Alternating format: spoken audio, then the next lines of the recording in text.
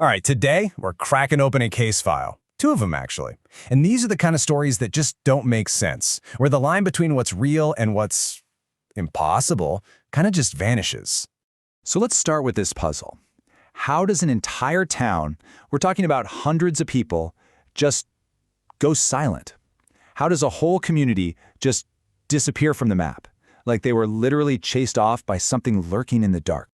And then, if that's not enough, we're going to switch gears completely. We're going from this kind of primal fear to a total mind bender. How does a brilliant physicist just step off a boat and seemingly step right outside of time itself? Okay, let's dive into case file number 1, the Portlock Terror. We're heading way up to the remote coast of Alaska, to a town called Portlock. And this is a place whose story, well, it ends as suddenly as a scream in the middle of the night. You see, for a while there, Portlock was a real success story, a bustling fishing and cannery town founded in the early 1900s. But something changed. By the 1940s, things started getting weird. Hunters were disappearing, strange things were happening, and by the early 1950s, the town was a ghost town, completely abandoned. Everyone just left. And look, they didn't leave because the cannery closed down or anything like that. No, they left out of pure, absolute terror. You had experienced hunters, guys who knew the area like the back of their hand, just vanishing into the hills.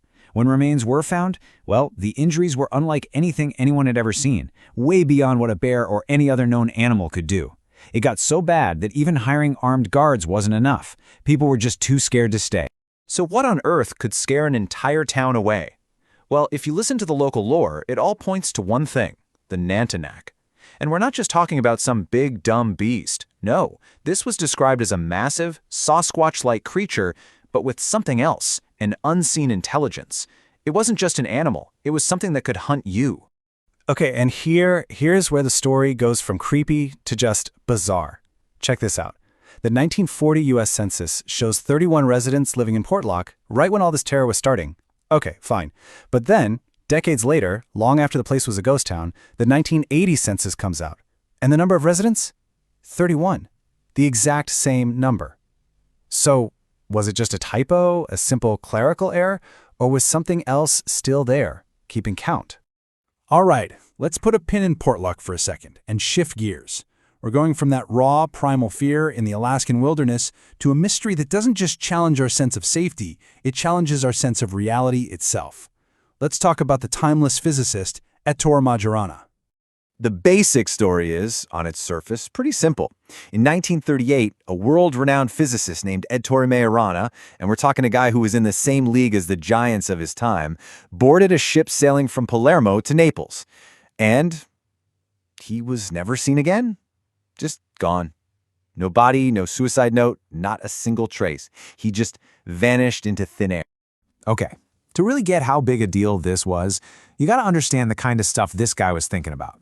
So, you know how everything is made of matter, right? And for every particle, there's this opposite, an antimatter particle.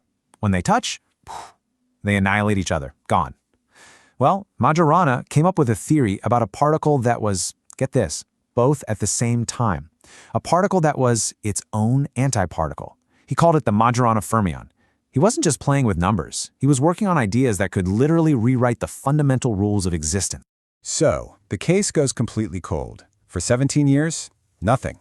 It's just one of history's great unsolved mysteries. And then, in 1955, a photograph surfaces all the way from Argentina, and the man in this photo, well, he looks an awful lot like the physicist who vanished nearly 2 decades earlier.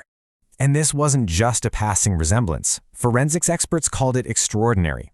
They actually found 10 separate points of anatomical correspondence, matching the photo to old pictures of Majorana. They were pretty sure it was him. But that's where the real problem starts.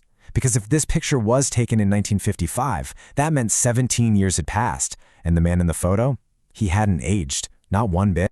This is where a quote from his colleague, the famous Nobel laureate Enrico Fermi, starts to sound really, really creepy.